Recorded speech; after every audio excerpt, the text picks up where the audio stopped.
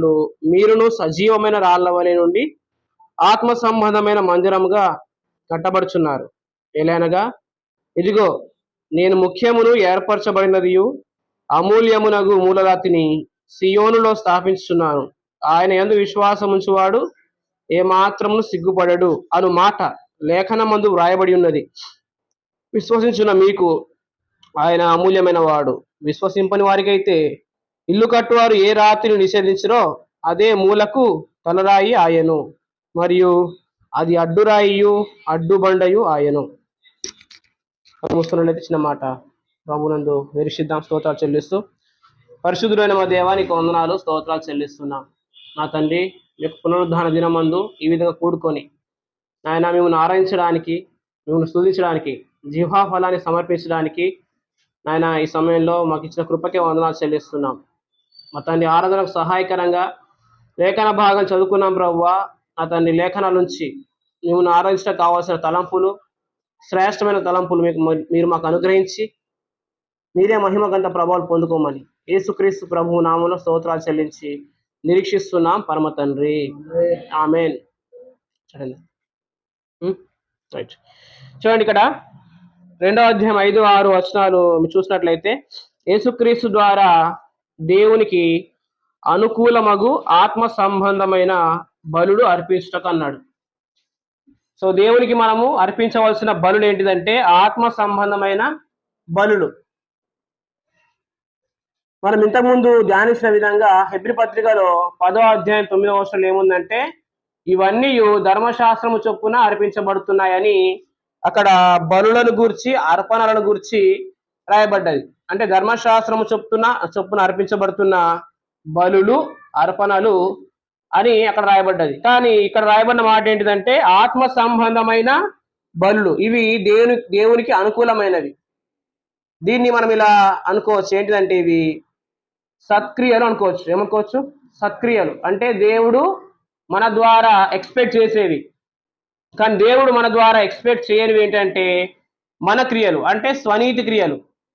దేవుడు మన ద్వారా జరిగించిన క్రియలు మాత్రమే అవి సత్క్రియలుగా ఎంచబడతాయి. అయితే మరి ఎప్పుడు మనం ఆత్మ సంబంధమైన బలులు అర్పిస్తాం? ఎప్పుడు మన ద్వారా ఈ యొక్క సత్కార్యాలు జరుగుతాయి అంటే ఇక రాశాడు, మీరును పరిశుద్ధ యాజకులుగా ఉండినట్లు మీరును సజీవమైన రాళ్ల వలె ఆత్మ సంబంధమైన మందిరంగా కట్టబడుచున్నారు. అంటే ఎప్పుడైతే మనం ఆత్మ సంబంధమైన మందిరంగా కట్టబడతామో అప్పుడు మాత్రమే మనము ఆత్మ సంబంధమైన బలులు అర్పించగలుగుతాం. ఓకేనా? పరిశుద్ధాత్ముడు ఎక్కడున్నాడు?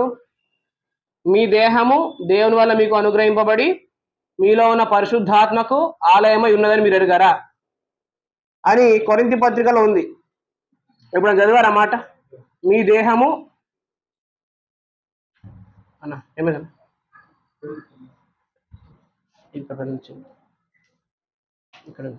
ఇక్కడ పెన్ ఓకే, రైట్.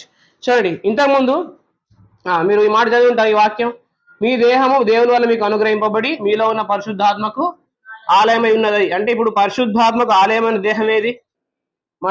మన దేహం. ఓకే, మన దేహాన్ని ఇప్పుడు ఎవరున్నారు? పరిశుద్ధాత్ముడు. అక్కడ మనం చెప్పే గుర్తుందా? మన దేహంలో ఎవరున్నారు? పరిశుద్ధాత్ముడు. ఆయనకు మరొక పేరేంటిది? ఆదరణకర్త అని చెప్పిన. అంటే ఆయన ఏం చేస్తామనండి? ఆదరిస్తాడు. ఓకేనా? యేసుక్రీస్తుని కూర్చున్న మాటలు మనకు తెలియజేస్తూ మనని ఆయన ఆదరిస్తాడు. అయితే మరి మనం ఆత్మ సంబంధమైన మందిరంగా కట్టబడ్డానికి మన సహాయం చేసే వ్యక్తి ఎవరంటే పరిశుద్ధాత్ముడు. ఓకేనా? సరే, ఇప్పుడు మనము ఆత్మ సంబంధమైన మందిరం కట్టబడాలంటే ఖచ్చితంగా మన దేహం ముందు నిర్మించబడాల. ఇప్పుడు మన శరీరం ఉంది, మనము యేసుక్రీస్తు విశ్వాసం ఉంచడం ద్వారా మనం పాపం విషయంలో చనిపోయాం. కాబట్టి ఇప్పుడు మనం జీవించాల్సింది నీతి విషయంలో. అంటే ఇప్పుడు మనకు నీతి ఎవరంటే క్రీస్తే. సో ఎప్పుడైతే ఈ ఒప్పుకుంటామో మనలో ఉన్న పరిశుద్ధాత్ముడు ఆ పోలికలోకి, అంటే మన స్థితి ఏదైతే ఉందో దాని పోలికలోకి ఖచ్చితంగా మారుస్తాడు. సో అప్పుడు మనము ఏమనుభవిస్తున్నట్టు అంటే ఈ లోకంలో మనము నీతి ద్వారా కృపని అనుభవిస్తున్నట్టు. సో ఒక వ్యక్తి కృపను అనుభవిస్తున్నప్పుడు, కృపను వ్యర్థం చేసుకోకున్నప్పుడు ఖచ్చితంగా అతని దేహము నిర్మించబడుతుంది. మీరు చూసినట్లయితే కొరింథీ సంఘంలో 5వ అధ్యాయంలో ఏముందంటే జారత్వం జరుగుతుంది. అంతేకాదు ఆ సంఘంలో కలహాలు ఉన్నాయి. ఎందుకు ఇవన్నీ ఉన్నాయంటే వారు శరీరానుసారంగా వెళ్తున్నారు. అంతేకాదు వాళ్ళ ఆ యొక్క సంఘంలో చాలా మంది బలహీనులుగా, చాలా మంది రోగులుగా, చాలా మంది నిద్రించున్నారు అని ఉంది. ఎందుకు? వారి శరీరము కట్టబడట్లేదు. శరీరము కట్టబడితేనే ఖచ్చితంగా మన అవయవాలు అనేటివి ఏవైతే ఉంటాయో అవి ఆ దేవునికి ప్రయోజనకరంగా దేవుని ఆయుధాలుగా వాడబడతాయి.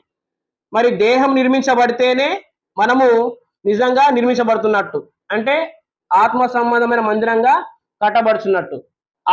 అలా కట్టబడితేనే దేవుని రాజ్యం నిర్మాణం అవుతుంది. అనేక మందికి మనము మేరలుగా ఉంటాము. మన ద్వారా అనేకులు ప్రభువుని తెలుసుకుంటారు. అంటే మొదటిగా మన దేహము కట్టబడాలి. ఆ తర్వాత ఖచ్చితంగా సంఘము మన ద్వారా క్షేమాభివృద్ధి పొందుతుంది. ఒక మాట చూసుకున్నట్లయితే మత్తయి సువార్త 5వ అధ్యాయం 16వ వచనంలో ఏముందంటే, చూడండి ఒకసారి. మత్తయి సువార్త 5వ అధ్యాయం 16వ వచనంలో ఏముందంటే,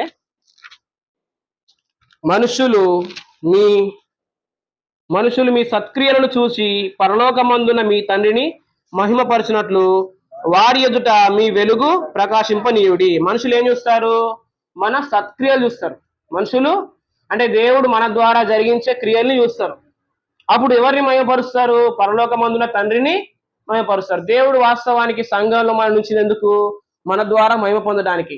దేవుడు మన ద్వారా ఎప్పుడు మహిమ పొందుతాడంటే మన ద్వారా ఆయన ఎక్స్పెక్ట్ చేసిన క్రియలు జరుగుతున్నప్పుడు. ఖచ్చితంగా దేవుడు మన ద్వారా సత్కార్యం చేయించడానికి, లేకపోతే గొప్ప గొప్ప ఘనమైన కార్యాలు చేయించడానికి ఆయన మనని లోకంలో ఉంచాడు, సంఘంలో ఉంచాడు. అంటే మనము కట్టబడుతున్నప్పుడు మన అవయవాలు ప్రభువు కొరకు నీతి సాధనాలుగా వాడబడుతున్నప్పుడు మాత్రమే మనము సంఘ క్షేమాభివృద్ధి ముందుట, కట్టబడుట, నిర్మించబడుట అని చూస్తాం. అది దేవుడు మన నుంచి ఎక్స్పెక్ట్ చేస్తున్నాడు. ఒకసారి ఇదే మాటల్ని ఒకసారి రోమపత్రిక 6వ అధ్యాయంలో చూద్దాం. చూడండి ఒకసారి. రోమపత్రిక 6వ అధ్యాయంలో 3 విషయాలు మనం చూద్దాం. చూడండి ఒకసారి. 6వ అధ్యాయంలో, రోమపత్రిక 6వ అధ్యాయం 8వ వచనంలో ఏముందంటే, మనము క్రీస్తుతో కూడా చనిపోయిన ఎడల. 7వ వచనంలో చనిపోయిన వాడు అంటే మనం క్రీస్తుతో కూడా చనిపోయాం. ఏ విషయంలో? పాపం విషయంలో చనిపోయాం. ఇప్పుడు మనం పాపులం అంటే పాపులం కాదు. యేసుక్రీస్తు విశ్వాసం ఉంచిన ఏ వ్యక్తి కూడా పాపి కాడు, పాప ప్రభుత్వం కింద లేడు. నెక్స్ట్ రెండవదిగా అందులోనే 13వ వచనంలో, మరియు మీ అవయవములను దుర్నీతి సాధనములుగా పాపమునకు అప్పయింపకుడి, అయితే మృతుల్లో నుంచి లేచిన సజీవులం అనుకొని మిమ్మల్ని మీరే దేవునికి అప్పగించుకోండి. మీ అవయవములను నీతి సాధనములుగా దేవునికి అప్పగించండి. అంటే మన అవయవాలు ఎవరికి సాధనాలుగా? దేవుని సాధనాలుగా, దేవుని నీతి సాధనాలుగా మనం వాడబడాలి. ఓకేనా? అంతకుముందు మనం జరిగిన స్థితి ఏంటిది? పాపం విషయాల్లో చనిపోయాం. అంటే ఏంటిది? అది మన స్టార్టింగ్, మన పొజిషన్ అన్నమాట. ఇప్పుడు మన అవయవాలు ఖచ్చితంగా దేవుని పనిలో వాడబడాలి. దానికంటే ముందు ఏం జరుగుతుందంటే 11వ వచనంలో దానికంటే ముందు ఏం జరగాలంటే, అటువలే మీరును పాపం విషయమే మృతులుగాను, దేవుని విషయమే క్రీస్తు యేసునందు సజీవులుగాను మిమ్మల్ని మీరే ఎంచుకోవాలి. అంటే మన మనస్సాక్షి కడగబడాలి. మనస్సాక్షి కడగబడినప్పుడు ఖచ్చితంగా దేవుడు కృప చూపిస్తాడు. నీతిమంతులమనే మనస్సాక్షి ద్వారా, నీతి ద్వారా మన జీవితంలో కృప ఏలుతుంది. కాబట్టి ఆ కృప ద్వారా మన అవయవాలు దేవుని నీతి సాధనాలుగా వాడబడతాయి. తిమోతికి రాసిన పత్రికలో పౌలు గారు ఏమన్నాడంటే, గొప్ప ఇంటిలో మట్టి పాత్రలు ఉంటాయి, ఇంకా బంగారు పాత్రలు ఉంటాయి. ఓకేనా? కొన్ని ఘనతకు, కొన్ని ఘనహీనతకు వినియోగించబడతాయి. ఎవడైనా వాటిలో చేరక తను తాను ప్రత్యేకపరుచుకునేలా అతడు యజమానుడు వాడుకున్నట్టుకు అర్హమైన ఘనత నిమిత్తమైన పాత్రగా వాడబడతాడు. అంటే దేవుడు మనని వాడుకోవాలని ఇష్టపడుతున్నాడు. ఎప్పుడు వాడుకుంటే దేవుడు అంటే ఖచ్చితంగా మన అవయవాల్లో పాపము ఏలకుంటే మనం వాడబడతాం కదా. మరొకసారి మనం ఇందాక చదువుకున్న పేతురు పత్రికలోకి వచ్చినట్లయితే మరొక మాట చదువుకుందాం. 2వ అధ్యాయం 5వ వచనంలో, సజీవమైన రాళ్ళ నుండి మీరు ఆత్మ సంబంధమైన మందిరంగా కట్టబడుచున్నారు. కాబట్టి ఒక పాయింట్ మనకు అర్థమైంది ఏంటంటే, మనము మందిరంగా కట్టబడాలా, అంటే మన జీవితం కట్టబడాలా. అప్పుడు మన దేహము అంటే మన అవయవాలన్నీ కూడా కట్టబడితేనే మనము దేవుని కొరకు దేవుని పనిలో వాడబడతాం అనేది విషయం ఇక్కడ పాయింట్ అనమాట. రెండవదిగా, ఏలైనగా ఇదిగో నేను ముఖ్యమును ఏర్పరచబడినది అమూల్యమునగు మూలరాతిని సియోన్లో స్థాపించున్నాను. ఆ రాయి ఎవరు? యేసుక్రీస్తు ప్రభు. ముఖ్యమైన రాయి, ఏర్పరచబడిన రాయి, అమూల్యమైన రాయి. ఓకేనా? పౌలు గారు ఏమంటాడంటే, నేర్పరి అయిన శిల్పకారుని వలె నేను పునాది వేసి తిని కట్టువాడు ప్రతివాడు ఎలా కడుచున్నాడో జాగ్రత్తగా చూసుకోవాలంటాడు. ఇప్పుడు పునాదిలో ఉన్న మూలరాయి ఎవరు? యేసుక్రీస్తు ప్రభువే. మీరు ఎఫెసీ పత్రిక 2వ అధ్యాయం 20వ వచనం చూసినట్లయితే, క్రీస్తు యేసే ముఖ్యమైన మూలరాయి అయి ఉండగా అపోస్తులు ప్రవక్తలు వేసిన పునాది మీద మీరు కట్టబడుచున్నారు. ఇప్పుడు మన నిర్మాణం దేని మీద జరుగుతుంది? పునాది మీద. ఒక ఇల్లు కట్టేది దేని మీద? పునాది మీద, బేస్మెంట్ మీద కదా. దాంట్లో మూలరాయి ఎవరు? యేసుక్రీస్తు ప్రభువే. ఇప్పుడు మూలరాయిని పక్క పెట్టింది ఎవరు? ఇశ్రాయేల్ ప్రజలు. అందుకని ఇల్లు కట్టువారు ఏ రాతి నిషేధించరో ఆ రాయి తలకు తలరాయి అయింది. చూడండి ఒకసారి, ఏ రాతి నిషేధించరో అదే మూలకు తలరాయి అయింది. యాకోబు తను బేర్షెబా నుంచి హారానికి వెళ్తున్న మార్గంలో పొద్దుగుంకినందువల్ల ఆయన ఏం చేశాడు? ఆ చోటి రాళ్ళలో ఒక రాయి ఏరుకొని తలకు తలగడగా పెట్టుకొని కలగన్నాడు. ఆ కళలో ఏం జరిగిందంటే, దేవదూతలు భూమి నుంచి ఒక నిచ్చెన భూమికి తాకి అది ఆకాశము తాకినట్టుగా కనబడుతుంది. ఆ కళలో దేవదూతలు ఎక్కుతూ దిగుచున్నారు. అంటే ఏంటిది? అక్కడ తన ప్రార్థనని, విజ్ఞాపనల్ని పైకి చేరుస్తూ అక్కడి నుంచి సందేశాన్ని, వర్తమానాన్ని పొందుకుంటున్నట్టుగా ఆ విధంగా ఆ కళ కనబడుతుంది.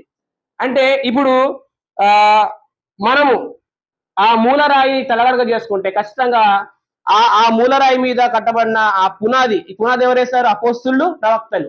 అంటే సువార్తను ప్రకటించారు మనకు. ఆ సువార్త ద్వారా మనం నీతిమంతులం అయ్యాం. బేస్మెంట్ పడింది. ఇప్పుడు ఏం కావాలా? ఇల్లు లేపాలా. అంటే అర్థం ఏంటిది? నీతిమంతులం అయ్యాం, ఇప్పుడు నీతిమంతులుగా జీవించాలా, అంటే కట్టబడాలా, నిర్మించబడాలా. అయితే మూలరాయిని పక్క పెడితే నిర్మాణము జరగదు. పునాదికి వేరుగా నిర్మాణము జరగదు. అర్థమవుతుందా? పునాది ఒక చోట, గోడలు ఒక చోట ఉంటాయా? ఉండవు కదా. పునాది మీదే కట్టబడాలా. అయితే కొలసి పత్రికలో ఈ మాటని ఎలా రాస్తాడంటే, మీరు అంగీకరించిన విధముగానే వేరుపారండి అని ఉంటుంది 2వ అధ్యాయం 7వ వచనంలో. ఓకేనా? ఇప్పుడు యేసుక్రీస్తు ప్రభుని విశ్వసించినప్పుడు మనం ఏం అంగీకరించాం? ఆయన నా నీతి అని మనం ఒప్పుకున్నాం లేదా? ఆయన నా ప్రభు అని, నా పాపాల కొరకు చనిపోయాడని, ఆయన నా నీతి అని మనం ఒప్పుకున్నాం కదా. సో ఈ అంగీకరించే విధంగానే మనం వేరుపారాలి. అంటే ఏంటిది? విశ్వాసం ద్వారానే మనం నీతిమంతులు తీర్చబడ్డాము. ఇప్పుడు మన బ్రతుకులో కూడా ఆయన విశ్వాసం ఉంచి బ్రతకాల, జీవించాలా. దాన్నే నీతిమంతుడు విశ్వాస మూలంగా జీవించును అని అంటాం. కాబట్టి అంగీకరించిన విధంగానే వేరుపడాల. ప్రభు మేడగది పరిసరలో ఒక మాట చెప్పాడు ఏంటంటే, ద్రాక్షవల్లి నేనే, మీరు తీగలు. ఎవడు నా యందు నిలిచి ఉండునో, నేను ఎవరెందు నిలిచి ఉండునో వాడు బహుగా ఫలిస్తాడు. మరొక మాట ఏమంటాడంటే, నాకు వేరుగా ఉండి మీరు ఏమీ చేయలేరు. అంటే ఇప్పుడు ద్రాక్షవల్లిలో మనం ఉంటేనే మనము ఫలిస్తాం, ఆయనకు వేరుగా ఫలించలేదు. ఇశ్రాయేలు ప్రజలు ఐగుప్తు నుంచి బయటకు వచ్చేంత వరకు దేవుని గద్దరెక్కల మీద బయటకు వచ్చారు. బయటకు వచ్చిన తర్వాత వాళ్ళు కనాన్లో, వాగ్దాన దేశంలో, జీవితంలో వాళ్ళు ప్రవేశించే విషయంలో వాళ్ళు తమ సొంత విధేయతను కోరుకున్నారు. అందుకని హెబ్రీ పత్రిక 4వ అధ్యాయం 8వ వచనంలో ఏముందంటే, యెహోషువ మీకు విశ్రాంతి కలుగజేసిన యెడల మరి యొక్క దినమును గురించి ఆయన చెప్పకపోయి పోవదు. అంటే ఏంటిది? యెహోషువ వారిని ఆ వాగ్దాన దేశంలో ప్రవేశపెట్టలేదు అని అక్కడ స్పష్టమవుతుంది. మరి ఇప్పుడు దేవుని ప్రజలమైన మనకు ఆ విశ్రాంతి నిలిచి ఉంది. అంటే ఏంటిది? ఆ విశ్రాంతి, విశ్రాంతి అనే వాగ్దానాన్ని, ఆ వాగ్దాన జీవాన్ని, ఆ శ్రేష్టమైన జీవితాన్ని మనకు దేవుడు అనుగ్రహించాడు. దేనివల్ల? క్రీస్తునందు విశ్వాసం ఉంచడం ద్వారా. ఓకేనా? వాళ్ళు ఆ జీవితాన్ని పొందుకోలేకపోయారు. అయితే ఇక్కడ మాట ఏంటిదంటే, ఆయన అమూల్యమగు రాతిని సియోనులో స్థాపించున్నాడు. పేతురు పత్రికలో ఇక్కడ ఉన్నా. ఓకేనా అన్నా? ఇదిగో నేను ముఖ్యమును ఏర్పరచబడినది అమూల్యమునగు మూలరాతిని సియోనులో స్థాపించున్నాను. మీరు సీనాయి కొండ ఆ యొక్క సందర్భం చూసినట్లయితే, ఆ సీనాయి కొండ కంపించేది. మీరు 10 ఆజ్ఞలు వచ్చిన దినమున అక్కడ ఏం జరిగిందంటే, ఆ కొండని ఎవరు తాకూడదు, తాకితే వాడు చనిపోతాడు. మళ్ళీ ఇంకోటి ఏంటంటే, అక్కడ నుంచి వస్తున్న శబ్దాన్ని చూసి ప్రజలు ఇంకా మాతో ఏ మాట కూడా చెప్పవలదు అన్నాడు. ఆ కొండ షేక్ అవుతుంది. అంటే ఏంటిదంటే, ఇప్పుడు ఒక షేక్ అయ్యే మెటీరియల్ ఉంటే దాని మీద ఏమైనా పెడితే ఉంటుంది, అవుతుందా? సపోజ్ ఈ బల్ల షేక్ అవుతుంది అనుకోండి, దానిపైన ఏమైనా పెడితే అవుతుందా? ఆగదు, అంటే పడిపోతుంది. కానీ ఇక్కడ ఏమన్నాడు? మూలరాతిని సియోనులో స్థాపించున్నాను. సియోను గురించిన ఒక మాట ఏమంటాడు కీర్తన గ్రంథంలో? అది ఎప్పుడూ నిలిచి ఉంటది, అది కదలని కొండ. అర్థమవుతుందా? కదలని కొండ. ఇప్పుడు స్థిరమైన పునాది అయిన సియోను అంటే కొత్త నిబంధన, అంటే యేసుక్రీస్తు ప్రభువులో మనని మనం కట్టుకుంటే అది మనం కదల్చబడమని చెప్తున్నాడు నేను. ఆయన విశ్వాసం ఉంచేవాడు ఏమాత్రం కూడా సిగ్గుపడాడు. అంటే అర్థం ఏంటిది? ఇప్పుడు మేడగదిలో ప్రభు ఏం చేశాడంటే, మీ హృదయమును కలవరపడనీయకుడు అన్నాడు. యోహాను సువార్త 14వ అధ్యాయము మొదటి వచనంలో. ఆ యొక్క మేడగది ప్రసంగంలోని 14, 15, 16 అధ్యాయాలలో ప్రభు ఎందుకు ఆ మాట చెప్తున్నాడంటే, నేను వెళ్ళిపోతున్నాను, మరలా వస్తా, కానీ అంతకుముందు నేను వెళ్తే ఖచ్చితంగా ఎవరు వస్తారు ఈ లోకానికి? పరిశుద్ధాత్ముని ఆదరణకర్త పంపిస్తానని చెప్పిండు. కాబట్టి మీరు కలవరపడకుండా అన్నాడు కదా. కానీ మనకు ఇప్పుడు మనం సిగ్గుపరచబడం అంటే పరిశుద్ధాత్ముడు మనలో ఉన్నాడు కాబట్టి మన హృదయం కలవరపడే అవకాశం లేదు. ఎందుకంటే పరిశుద్ధాత్ముడు యేసుక్రీస్తు ప్రభు గురించి మనకు నేర్పిస్తాడు, యేసుక్రీస్తు ప్రభులకు మనం మారుస్తాడు. కాబట్టి క్రీస్తులో ఉన్న జీవితాన్ని, క్రీస్తులో ఉన్న ఐశ్వర్యాన్ని మనకు నేర్పిస్తూ మనం ఆదరిస్తాడు, మనకు ఏది కావాలో ఆ పోలికలకు మారుస్తాడు. కాబట్టి సిగ్గుపరచబడే అవకాశం లేదు. ఇది ఎక్కడ అంటే ప్రస్తుతము, తర్వాత కూడా. ఇప్పుడు ఇందాక ఒక మాట చెప్పాను ఏంటంటే, దేవుడు మనం ఎందుకు ఏర్పరచుకున్నాడు అంటే మన ద్వారా సత్క్రియ జరగడానికి. ఇప్పుడు సత్క్రియ జరుగుతున్నప్పుడు ఖచ్చితంగా ఆ సత్క్రియలకు దేవుడు వచ్చినప్పుడు మనకు న్యాయపీఠం ఎదుట బహుమానం ఉంది. ఇప్పుడు ఎవరు ఎంతగా ప్రయాసపడతారో, ఎవరి అవయవాలు ఎంతగా పరిశుద్ధపరచబడతాయో ఆ నిర్మించబడతారు. ఆ నిర్మించబడితే వాళ్ళ ద్వారా సంఘం నిర్మించబడుతుంది. సంఘం నిర్మించబడితే అందులో భాగంగా మనకు కూడా బహుమానం వస్తుంది. ఓకేనా? ఏమొస్తుంది? బహుమానం. పౌలు గారు ఏమన్నారు? మంచి పోరాటం పోరాడి తిని, నా పరుగును కడముట్టించి తిని, నా విశ్వాసాన్ని కాపాడుకుంటుని, ఇక మీద నా కొరకు నీతి కిరీటం ఉంచబడి ఉన్నది అన్నాడు. అంటే ఏంటిది? విశ్వాసాన్ని కాపాడుకున్నాడు. అంటే అర్థం ఏంటిది? విశ్వాసం మూలంగా జీవించిండు. ఆయన జీవించిండు. క్రీస్తు యేసు మంచి సైనికుల వల్ల పోరాడిండు ఆయన. కాబట్టి ఆయన ఏమన్నాడు? ధైర్యంగా నీతి కిరీటం ఉంచబడింది అన్నాడు కదా. అయితే విశ్వాసం ఉంచేవాడు సిగ్గుపడంటే విశ్వాసం మూలంగా జీవిస్తున్నప్పుడు మనం విశ్వాసం ద్వారా జయిస్తాము. జయిస్తే మన ద్వారా అనేక క్రీస్తులోకి వస్తారు. అప్పుడు మన కొరకు ఖచ్చితంగా సిగ్గుపడం బహుమానం కొరకు. అయ్యో నాకు ఏ బహుమానం రాలేదు అని సిగ్గుపడే అవసరం లేదు. చూడవచ్చు యోహాను పత్రికలో ఒక మాట ఉంది, 2వ అధ్యాయంలో. 2వ అధ్యాయము యోహాను పత్రిక మొదటి పత్రిక 2వ అధ్యాయంలో ఈ మాట చూడండి ఒకసారి. 28వ వచనం. 28వ వచనంలో, కాబట్టి చిన్నపిల్లలారా ఆయన ప్రత్యక్షమగునప్పుడు ఆయన రాకడేందు మనము ఆయన ఎదుట సిగ్గుపడక ధైర్యం కలిగి ఉండినట్లు మీరు ఆయన యందు నిలిచి ఉండండి. ఇప్పుడు ఆయనలో నిలిచి ఉంటేనే ఆయన ద్వారా ఆ సారాన్ని మనం పొందుతాం. ఆయనలో నిలిచి ఉంటేనే ఆయన ద్వారా ప్రతి విధమైన ఈవిని మనం పొందుకుంటాం. ఆయనకు వేరుగా మనం ఏమి పొందుకోలేం కాబట్టి మనం ఫలిస్తాం. మనం ఫలిస్తే మన ద్వారా ప్రభు పరిచయం జరుగుతుంది, కాబట్టి సత్కారం జరుగుతుంది. కాబట్టి మనకేముంటది అక్కడ? సిగ్గు ఉండదు, గొప్ప బహుమానం ఉంటది. అంతేకాదు ఇప్పుడు ఈ లోకంలో కూడా ధైర్యంగా ఉంటాం మనం. ప్రభు వస్తే కూడా ముఖము మీద ముసుగేసుకున్న ముసుగేసుకున్నట్టుగా అలా మనం దాక్కునే ప్రయత్నం చేయం. ఎందుకంటే మనం ధైర్యం అంటే ఈ యొక్క స్థిరమైన పునాది మీద కట్టబడుతున్నాం కాబట్టి, మనం కట్టబడుతున్నప్పుడు ఖచ్చితంగా దీనికి ప్రతిఫలం ముందే ధైర్యం మనకు ఉంటుంది. కాబట్టి ప్రభు వచ్చినప్పుడు సిగ్గుపడే అవకాశమే లేదు. అర్థమవుతుందన్న? అది ముఖ్యమైన ఏర్పరచబడిన మూలరాయి క్రీస్తు యేసు మీద మన పునాది స్ట్రాంగ్ గా వేయబడింది. అపోస్తలులు, ప్రవక్తలు వేశారు. అదేంటంటే విశ్వాసం ద్వారా నిర్మలం అయ్యాం. ఆ పునాది మీద కట్టబడిన నిర్మాణం ఏంటిదంటే విశ్వాసం మూలంగా జీవించడం. ఈ జీవిస్తే మనకి ఏముందంటే బహుమానం ఉంది. ఆ బహుమానం ఖచ్చితంగా మనని సిగ్గుపరచదు. ఇప్పుడు ఎలీమెలెకు ఆయన ఒక వ్యక్తి ఉన్నాడు రూతు గ్రంథంలో. ఆయన భార్య, ఆయనతో వాళ్ళిద్దరు కలిసి చేసిండు. న్యాయాధిపతులు వెళ్ళిన కాలంలో అక్కడ ఏమొచ్చింది? కరువు వచ్చింది. కరువు వస్తే వీరు యూదా బెత్లెహేం విడిచిపెట్టి మోయాబు దేశంకి వెళ్ళిపోయారు. అంటే యూదా బెత్లెహేం అంటే అర్థం ఏంటంటే అది రొట్టెల ఇల్లు. బెత్లెహేం అంటే రొట్టెల ఇల్లు. అంటే ఒక దేవుడు అక్కడ సమృద్ధి అయిన ఆహారం ఇచ్చిన ఇల్లు. కానీ కరువు వచ్చింది అక్కడ. కానీ వాళ్ళు ఎక్కడికి వెళ్ళారు? మోయాబ్కి వెళ్ళిపోయారు. అయితే అక్కడ వాళ్ళకి పుట్టిన ఇద్దరు కుమారులు కూడా, మహలోను, కీలియోను, ఇద్దరు స్త్రీలని మోయాబు రాణిని పెళ్లి చేసుకున్నారు. ఆ తర్వాత ఆ ఎలిమెలెకు ఆ ఇద్దరు కొడుకులు చనిపోయినారు. నయోమి ఇద్దరు కోడలు మాత్రమే మిగిలిండ్రు. అందులో కూడా ఓర్ప అత్తను ముద్దు పెట్టుకుని వెళ్ళిపోయింది. ఈ అత్తని హత్తుకునేది రూతు ఒక్కటే కదా. అయితే నయోమి ఏమంటుందంటే, నేను సమృద్ధి గల దాన్నే వెళ్ళిపోతిని, కానీ నేను రిక్తురాలిగా వచ్చాను. అంటే ఏంటిది? నేను అన్ని ఉండి వెళ్ళిపోయినా నేను, కానీ నా చేతులలో ఏం లేదు, ఇప్పుడు చిల్లి గవ్వ లేదు, రిక్తురాలిగా వచ్చాను.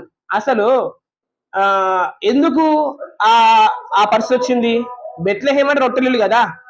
దేవుడు మనకు ఏదైనా సమకూర్చినప్పుడు ఖచ్చితంగా అది ఇస్తాడు. అది నమ్మి మనం ఏం చేయాలా? విశ్వాసం వచ్చి ఉండాలి. కానీ అక్కడ ఏమైందంటే కరువు వచ్చింది. కరువుకు ముందు ఏమొచ్చింది చూడండి ఒకసారి. రూతు గ్రంథం మొదటి అధ్యాయంలో రూతు గ్రంథం మొదటి అధ్యాయం మొదటి వచనంలో ఏముందంటే, పేజీ నెంబర్ 220, 220 పేజ్ నెంబర్ లో ఉంది. రూతు గ్రంథం 1వ అధ్యాయం 1వ వచనంలో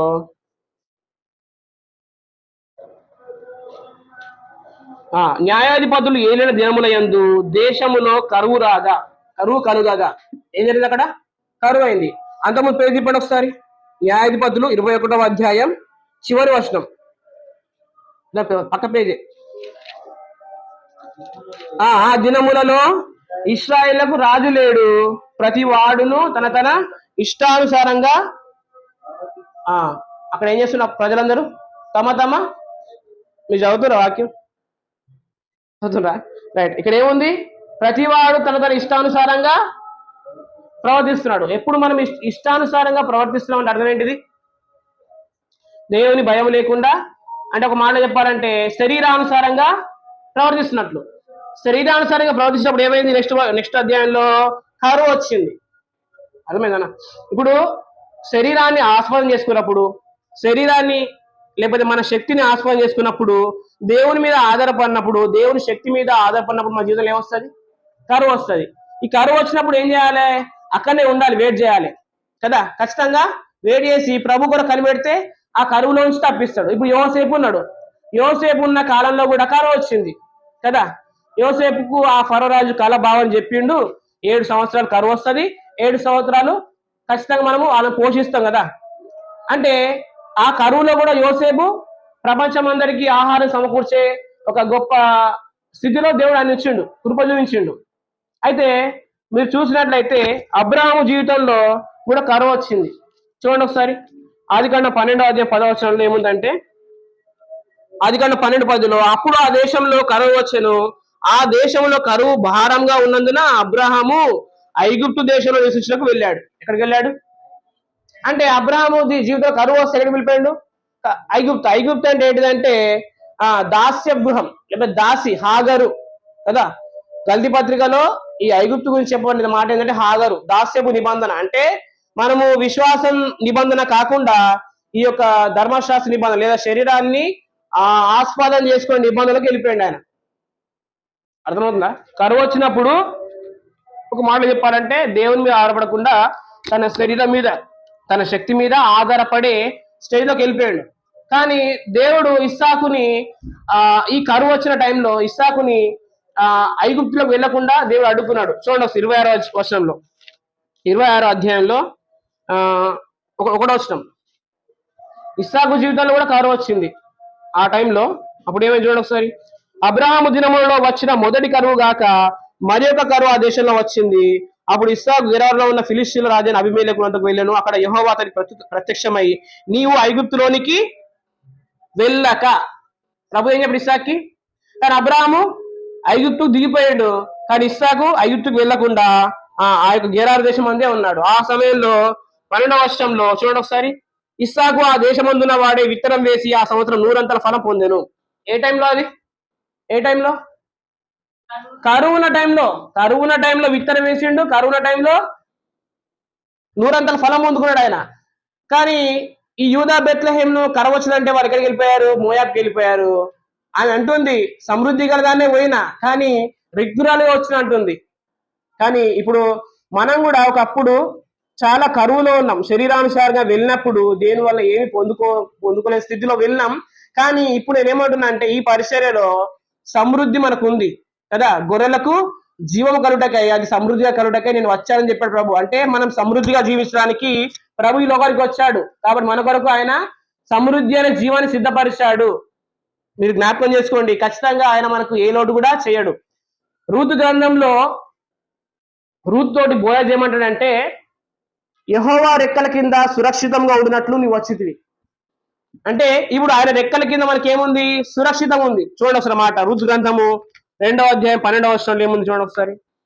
ఈ మాటను మీరు మనసులో పెట్టుకోండి. ఇది నాన్న 2వ అధ్యాయం 12వ వచనం, 2:12. యెహోవా నీవు చేసిన దానికి ప్రతిఫలం ఇచ్చును, ఇశ్రాయేలుల దేవుడైన యెహోవా రెక్కల కింద సురక్షితంగా ఉండినట్లు నీవు వచ్చితివి. దాని మాట ఏముంది? తర్వాత మాట ఏముంది? ఆయన నీకు సంపూర్ణమైన బహుమానం ఇచ్చును. అర్థమవుతుందా మీకు? ఇంతకుముందు కరువులో ఉన్నాం, ఇంతకుముందు శరీరానుసారం ప్రవర్తించినాం, ఇప్పుడు ప్రభునందు విశ్వాసం ఉంచాం, ఇప్పుడు ఆయన రెక్కల కిందికి వచ్చాం. ఖచ్చితంగా మనకి ఏముంది? నిలిచి ఉంటే సంపూర్ణమైన బహుమానం ఉంది. అర్థమవుతుందా? అంతకుముందు మాట ఏమన్నాడు ఆయన 8వ వచనంలో, నా కుమారి నా మాట వినుము, వేరొక పొలంలో ఏరుకొనుటకు పోవద్దు. ఎందుకు? ఈ పొలంలో, బోయాజు పొలంలో విస్తారమైన పంట ఉంది, యేసుక్రీస్తులోనే సమృద్ధి ఉంది, వేరొక చోటుకి వెళ్ళే అవసరం లేదు. అర్థమవుతుందా? కాబట్టి వేరొక పొలంలో ఏరుకొనుటకు నీ పోవద్దు. మీరు చూడండి, రూతు ఈ గ్రంథంలో వచ్చినప్పుడు, ఈ యొక్క ఇక్కడ ఈ యూదా బెత్లెహేంకి వచ్చినప్పుడు స్టార్టింగ్ లో బోయాజు పొలంలో పనలు ఏరుకుంది. ఏమేరుకుంది? పన. 2వ అధ్యాయం 3వ వచనంలో. కాబట్టి ఆమె వెళ్లి పొలంలోనికి వచ్చి, నేను కోయి వారి వెనుక పొలంలో ఏరుకోలేను. ఏం ఏరుకుంది ఆమె? పనలు ఏరుకుంది. మీరు 6-7 వచనం చూసినట్లయితే ఈ పనలు ఏంటంటే, ఇశ్రాయేలీయులు పంట వేసినప్పుడు వారు వెనుక ఉన్న భాగంలో విధవరాల కొరకు, పరదేశుల కొరకు విడిచిపెడతారు వాళ్ళు. దాన్ని ఆమె ఏరుకుంది. ద్వితీయోపదేశ కాండంలో ఈ మాట చూడండి ఒకసారి.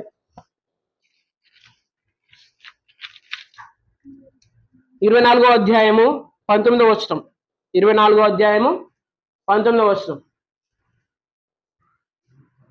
నీ పొలంలో నీ పంట కోసినప్పుడు పొలంలో ఒక పన మర్చిపోయినాడలా అది తెచ్చుకోవడానికి నువ్వు వెళ్ళవద్దు. 20వ వచనంలో, నీవు ఒలివ పంటను ఏరినప్పుడు నీ వెనుక ఉన్న పరిగెను ఏరుకొనవద్దు, అది పరదేశులకును తండ్రి లేని వారికి విధవరాలకును ఉండవలను.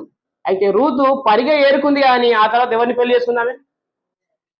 బోయాజ్ని పెళ్లి చేసుకుందంటే బోయాజ్కున్న ఆస్తి అంతా ఎవరికి వచ్చినట్టే. అంటే పరిగె ఏరుకునే స్థానం నుంచి యజమానురాలయ్యే స్థానానికి దేవుడు హెచ్చించాడు. అర్థమవుతుందా? నా కుమారి ఇక్కడే ఉండు, వేరొక పొలంలో ఏరుకొనుటకు నీవు పోవద్దు. ఎందుకంటే ఇక్కడ సంపూర్ణమైన బహుమానము ఉంది. అంటే స్థిరమైన పునాది మీద కట్టబడుతున్న చోట మనం ఉంటే మనకేముంది? సంపూర్ణమైన బహుమానం ఉంది. అందుకని ఆయన రాకడందు మీరు సిగ్గుపరచబడకుండానట్లు ఆయన యందు నిలిచి ఉండుడి. నిలిచి ఉంటే ఏముంది? గొప్ప బహుమానం ఉంది. లేకపోతే ఖచ్చితంగా బహుమానము లేదు. యేసుక్రీస్తు వస్తే ఖచ్చితంగా మనం ఎత్తబడమా? ఎంతమందికి నమ్మకం ఉంది? యేసుక్రీస్తు ప్రభు వస్తే ఖచ్చితంగా ఎత్తబడతారు. ఎంతమంది నమ్మకం ఉంది? ఖచ్చితంగా ఆయనతో పాటు మనం లేస్తాం. అంటే ఈ మహిమ దేహం, అంటే ఈ యొక్క శరీరము మహిమ దేహం ధరించుకుంటే ప్రభు వస్తే ఖచ్చితంగా మనం లేస్తాం. ఈ లేవడానికి, అంటే ఈ మహిమ శరీరం ధరించుకోవడానికి కార్యము మనకు శిలువలో జరిగిపోయింది. ఒక మాట చెప్తాను ఏంటంటే, ఇప్పుడు యేసుక్రీస్తు నమ్ముకున్నప్పుడు మనము మన స్థితి మారింది. పాపపు స్థితి నుంచి నీతిమంతులమైన స్థితి వచ్చింది. రెండవదిగా ఏంటిదంటే, యేసుక్రీస్తు ప్రభు వచ్చిన మనం ఎత్తబడతాం. ఈ రెండు శిలువలో జరిగిపోయినాయి. కానీ ఈ లోకంలో మనం ఉన్నప్పుడు మనము ప్రస్తుత రక్షణ, అంటే ఈ యొక్క భ్రష్టత్వం తప్పించుకోవాలా. రక్షణలో 3 విషయాలు ఏంటంటే, యేసుక్రీస్తు నమ్ముకున్న వెంటనే ఫస్ట్ మనం రక్షించబడ్డాం. ఓకేనా? ఇది ఫస్ట్ రక్షణ. రెండోది ఏంటంటే, యేసుక్రీస్తు రాబోతున్నాడు, అప్పుడు లోకం మీద ఉగ్రత వస్తుంది, కానీ సంఘం ఎత్తబడుతుంది. కాబట్టి ఉగ్రత కూడా తప్పించుకున్నాం. అంటే అది రాబో రక్షణ. జరగబో రక్షణని కూడా మనము అంటే పొందుకుంటాం, ఉగ్రత తప్పించుకుంటాం. ఇప్పుడు మూడోది ఏంటంటే ప్రస్తుత రక్షణ. అంటే అర్థం ఏంటిదంటే, ఈ లోకంలో మనం జీవిస్తున్నప్పుడు మనం శరీరానుసారంగా ప్రవర్తించకుండా, ఈ లోక మాలిన్యాన్ని మనం అంటించుకోకుండా ఖచ్చితంగా మన శరీరం కూడా కాపాడబడాలా. ఇది ఏంటిదంటే ప్రస్తుత రక్షణ. కాబట్టి ఈ ప్రస్తుత రక్షణలో కూడా మనకు దేవుడు ఏమిస్తాడంటే, ఖచ్చితంగా మనకు ఆయన సహకారుడై ఉండి మనం జీవించడానికి సహాయం చేస్తాడు. కాబట్టి మన జీవితంలో కరువు వచ్చే అవకాశం లేదు. అర్థమవుతుందా? మన జీవితంలో కరువు వచ్చే అవకాశం లేదు. ఖచ్చితంగా వాడిని ఆయన హెచ్చిస్తాడు. ఎప్పుడు అంటే ఈ యొక్క పరిచయాలు మనం కొనసాగితేనే. పునాదికి వేరుగా ఇల్లు నిర్మించబడదు. పునాది ఎవరంటే మన పునాది ఏంటంటే యేసుక్రీస్తే నా నీతి అనేది మన పునాది. యేసుక్రీస్తే నా స్వాస్థ్యము, యేసుక్రీస్తే నా పరిశుద్ధత అనేది మన పునాది. పేతురు పత్రికలు ఏముంటాయంటే,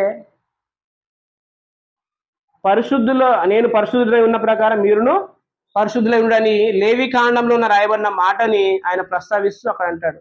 కానీ పౌలు గారు ఏమంటాడంటే, మీరు క్రీస్తు యేసునందు పరిశుద్ధపరచబడిన వారై పరిశుద్ధులుగా ఉండకు పిలువబడిన వారు. అంటే ఆల్రెడీ యేసుక్రీస్తు రక్తంలో కడగబడిన మనము పరిశుద్ధులం. కానీ ఇప్పుడు మనం పరిశుద్ధత ఫలించాలి, నీతిమంతులంగా జీవించాలి. మీ మనుషులు మీ సత్క్రియలను చూసి పరలోకమందున దేవుణ్ణి మహిమపరచాలి. కాబట్టి మనం ఈ లోకంలో ఆయన మనం ఉంచింది ఎందుకంటే ఖచ్చితంగా మనం జీవించాలి. జీవిస్తేనే ఈ యొక్క వాటి మీద మనం జయిస్తాం. ఈ లోకంలో ఉన్న భ్రష్టత్వాన్ని జయిస్తాం. దానికి కావాల్సిన సమాచారాన్ని, వర్తమానాన్ని, స్వరాన్ని దేవుడు మనకు ప్రతిసారి అందిస్తూనే ఉంటాడు. అందుకొరకే ఈ లోకంలో మన దేవుడు ఏర్పాటు చేసిన ఆ వ్యవస్థ ఏదైనా ఉందంటే అది సంఘం మాత్రమే. సంఘంలో మాత్రమే మనం నిర్మించబడతాం. సంఘానికి వేరుగా మన క్షేమాభివృద్ధి ఉండదు. ఎందుకంటే సంఘము క్షేమాభివృద్ధి పొందడానికి ప్రభు కొందరికి కృపావరాలు ఇస్తాడు. ఉపదేశకునిగా, పరిచారకునిగా, లేదా బోధించువానిగా ఇలా కృపావరాలు ఇస్తాడు, స్వస్థపరిచే వరం ఇస్తాడు. కాబట్టి ఈ వరాల ద్వారా జరుగుతున్న పరిచయంలో మాత్రమే మనము మన దేహం నిర్మించబడుతుంది. మరి మన దేహం ఎప్పుడు బలహీనపరచబడుతుంది అంటే మనము ఖచ్చితంగా ఈ శరీరానుసారమైన ప్రయాణంలో వెళ్తున్నప్పుడే, అంటే ఖచ్చితంగా మన స్థితిని మనం ఒప్పుకోకుండా ఉన్నప్పుడు ఖచ్చితంగా మనకి ఏమనిపిస్తుంది అంటే నేను ఎక్కడో తప్పు చేస్తాను, నేను పాపిని కావచ్చు అని స్థితిలోకి వెళ్ళిపోయి నేను నీతిమంతుని కావాలని ట్రై చేస్తా. ఏం చేస్తా? నీతిమంతుడు కావాలని ట్రై చేసినప్పుడు ఖచ్చితంగా మనలో పాపము చేయుట ఈ ఆత్మ చేత మన శరీరాన్ని చంపినప్పుడు మాత్రమే ఖచ్చితంగా మనం జీవిస్తాం, జయిస్తాం. ఒకసారి కొరింథీయులకు రాసిన 2వ పత్రికలో ఒక మాట చూస్తున్నాం. 5వ అధ్యాయం 10వ వచనం.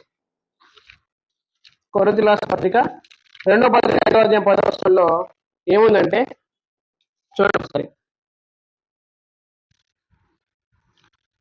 5వ అధ్యాయం 10వ వచనం. ఎందుకనగా తాను జరిగిన క్రియల చొప్పున, జరిగిన క్రియల చొప్పున మంచివైన సరే చెడ్డవైన సరే దేహంతో జరిగిన వాటి ఫలము ప్రతి వారు పొందినట్లు మనమందరం క్రీస్తు న్యాయపీఠం ఎదుట ప్రత్యక్షం కావడం. మనమందరం ఇక్కడ సంఘం ప్రభు వచ్చిన వెంటనే మనం ఎక్కడికి నిలబడతాం? ఖచ్చితంగా ఆయన న్యాయపీఠం ఎదుటకు మనము నిలబెట్టబడతాం.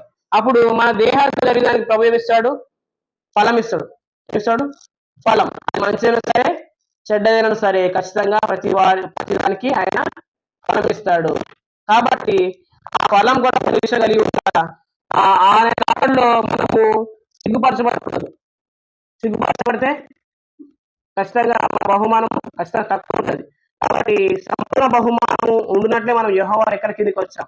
కాబట్టి ఆయనలో నిల్చున్నప్పుడు, ఆయన సారాన్ని మనం పొందుకుంటున్నప్పుడు, రొట్టె నీళ్ళలో ఉన్నాం కానీ ఖచ్చితంగా మనం ఆయన హెచ్చిస్తాడు అనే ఆయన బలిష్టమైన హస్తం కింద మనం నిలిచినప్పుడు ఖచ్చితంగా దేవుడు మనల్ని హెచ్చిస్తాడు. ఒక మాట చూసుకున్నట్లయితే యోహాను పత్రిక 2వ అధ్యాయం ఏముందంటే అదే ఇంతకుముందు చదివిన వచనంలో 2వ అధ్యాయం 22వ వచనంలో క్రీస్తు దినమునకు మీరు ఆయనను సిగ్గుపడబడక. అంటే క్రీస్తు దినం అంటే ఏంటిది? ఆయన వచ్చే దినం. ఇప్పుడు ప్రస్తుతం మనం ఉన్న దినం ఏంటిదంటే రక్షణ దినం. ఏంటిది? ఇదిగో ఇదే అనుకున్న సమయం, ఇదే రక్షణ దినం అన్నది కదా కొరింథీ పత్రికలో. అంటే ఈ రక్షణ దినంలో ప్రతిరోజు మనం ఏం చేయాలా? కాపాడబడాలి. కాపాడబడితేనే ఖచ్చితంగా మనకు బహుమానం ఉంది. మన జీవితంలో కరుణ ఎప్పుడు వస్తుందంటే ఖచ్చితంగా క్రీస్తులో సమృద్ధి ఉంది అని మనం నమ్మకపోతేనే, క్రీస్తులో సర్వ సంపూర్ణత ఉంది అని మనము విశ్వాసం ఉంచకపోతేనే. ఇప్పుడు క్రీస్తులో సర్వ సంపూర్ణత ఉందంటే ఖచ్చితంగా దేవుడు మనకు ఇస్తాడు. ఏమి ఇస్తాడంటే అవి సమాధానకరంగా ఇస్తాడు. అంటే దేవుడు ఇచ్చేదైనా కానీ శ్రేష్టంగా ఉంటుంది. అది జ్యోతిర్మయుడకు తండ్రి నుండి వస్తుంది. అంటే అర్థం ఏంటిదంటే దేవుడు మనకు ఇచ్చేటప్పుడు ఖచ్చితంగా ఒక సమాధానాన్ని ఇస్తాడు. మనకు ఫస్ట్ ఆ సమాధానంలో నుంచే ఆ సమాధాన ఫలం ఇస్తాడు. యాకోబు పత్రిక 3వ అధ్యాయం 18వ వచనం ఏముందంటే సమాధానంలో విత్తబడునది. అంటే ఏంటంటే సమాధానకరంగా మనకు దేవుడు ఇచ్చేది మనలో తృప్తినిస్తుంది, పీస్నిస్తుంది. కానీ మన అవయవాల్లో ఉన్న భోగేచ్ఛల నుంచి లేకపోతే అలా అడిగితే ఖచ్చితంగా మనం ఆశిస్తాం కానీ మనం పొందుకోలేదు. అర్థమవుతుందా? ఇప్పుడు దేవుడి నుంచి మనము మన శరీరం మన భోగేచ్ఛలు చదివితే ఖచ్చితంగా దాని కొరకు మనం పోరాడతాం, ఫైట్ చేస్తాం. అది ఒకళ్ళు తెచ్చుకున్నాం అనుకోండి, అది మన జీవితంలో మునులాగా ఉంటుంది.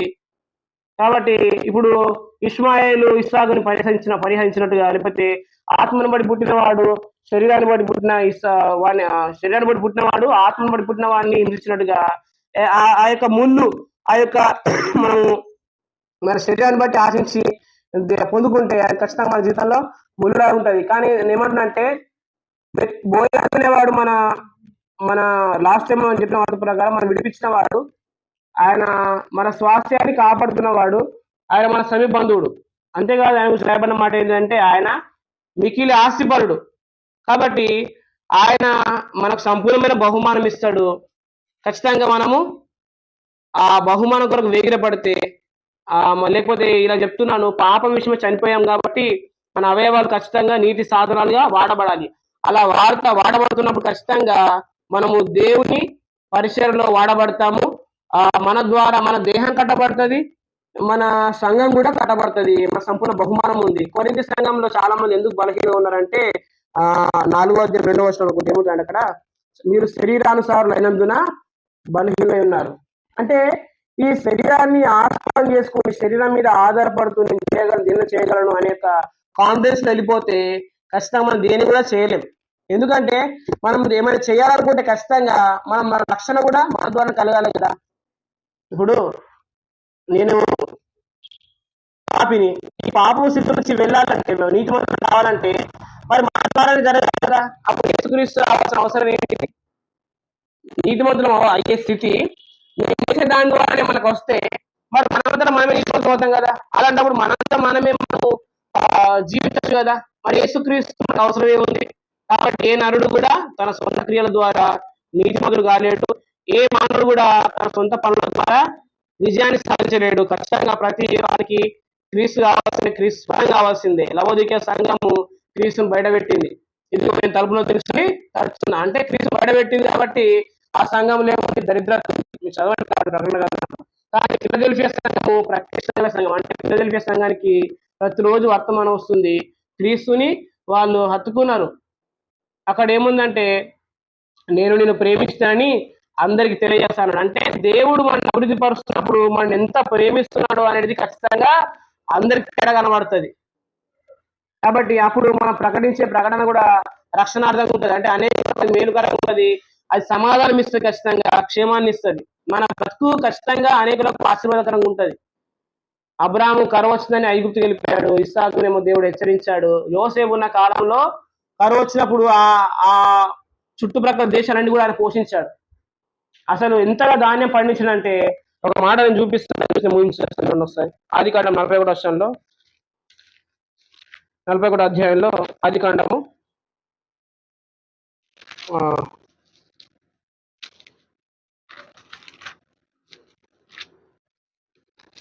41వ అధ్యాయము 49వ వచనం, 41, 49 అందరూ వస్తారు. అందరూ ఇవ్వండి. యోసేపు సముద్రపు ఇసుక వలె అతి విస్తారంగా ధాన్యం పోగు చేశాను, కొలుచుట అసాధ్యమైన కనుక కొలుచుట మానివేశారు. చూడండి ఎంత విస్తారంగా ధాన్యం పండింది.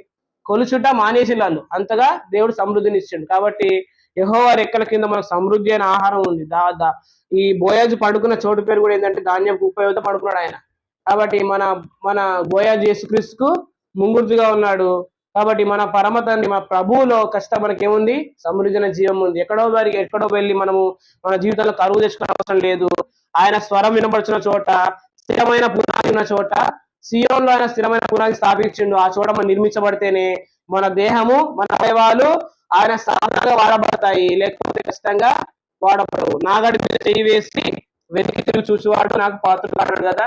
అంటే ఒకసారి మనం ప్రభు నమ్ముకున్నప్పుడు ఆయనలో స్వాస్థ్యమని ఒప్పుకున్నాం, ఆయనలో జీవిస్తామని ఒప్పుకున్నాం.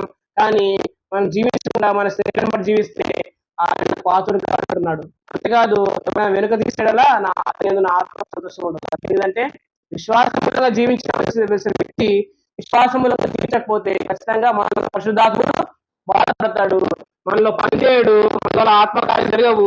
వచ్చినప్పుడు సిగ్గుపడిపోతాం. కాబట్టి దేవుడు మనం తల ఎత్తేవానిగా ఉంటాడు కానీ తల ఎత్తేవానిగా చేయడు. తల ఎత్తుకొని కూర్చొని తలలో కూర్చొని తోక కూర్చొని చెప్పాడు కదా. కాబట్టి ఆ యొక్క ఉన్నతమైన పొజిషన్, ఆ పరిచర్య మనకి అప్పగించాడు. కాబట్టి ఈ పరిచర్య పొందినందుకు మనము గమనించబడ్డాం. అసలు మాత్రం బెంగ పెట్టుకోకుండా, అధైర్యపడకుండా మనం ముందు కొనసాగిపోవాలి. మనకున్న వాగ్దానం ఏంటంటే 2 Corinthians 4:1 ఈ పరిచర్య పొందినందున మనం గమనించబడ్డాం. కాబట్టి అధైర్యపడడం అని ఉంది. కాబట్టి అధైర్యపడే అవసరమే లేదు. ఖచ్చితంగా సంపూర్ణ బహుమానం ఉంది. ఆ మాటను పట్టుకొని ప్రభు స్తుతించండి. ఈ ఆరాధనతో మన ప్రభువుని ఆరాధన చేద్దాం. ప్రభు ఈ వాటాన్ని తీసుకున్నాక స్తోత్రాలు చేసిన తర్వాత పరిశుద్ధ దేవానికి వందనాలు స్తోత్రాలు చెల్లిస్తాం నాయన. యెహోవా రెక్కల కింద సురక్షితంగా ఉన్నట్లు సంపూర్ణమైన బహుమానం ఉందని నమ్ముతున్నాం నాయన. వందనాలు నాయన. స్థిరమైన పునాది మీరు సియోనులో స్థాపించారు. ఆయన ఇల్లు కట్టువారు నిషేధిస్తరాయి నాకు తలరాయి అయింది. నేను నిషేధించగా యేసుక్రీస్తు అంగీకరించినప్పుడు తండ్రి ఆయన ఆ పునాది మీద కట్టబడితే మాత్రం ఖచ్చితంగాను బ్రతకగలం, జయించగలం. మా ప్రభువా ఆ స్థిరమైన పునాదిని మాకు ఇచ్చారు. అందుకే స్తోత్రాలు చెల్లిస్తున్నాం ప్రభువా. నాయన మీరు ఆకలి అందు మేము సిగ్గుపరచబడుకుంటున్నట్టు క్రీస్తు దినమున మేము ధైర్యంతో మేము నిజమైన కృపను దయచేయండి ఆయన. మీకు స్తోత్రాలు చెల్లిస్తున్నాం. ఈ సమయంలో మీరు మాకు ఇచ్చిన ఆరాధన తలపులు బట్టి కొనాలు చెల్లిస్తాం. యేసుక్రీస్తు ప్రభు నామంలో స్తోత్రించి ఆయన మాకు క్షమ కరుణ గాక, మాకు సంపూర్ణ బహుమానం దొరుకును గాక అని యేసుక్రీస్తు ప్రభు నామంలో స్తోత్రాలు చెల్లించి ఆరాధిస్తున్నాం ప్రభు తండ్రి. ఆమేన్.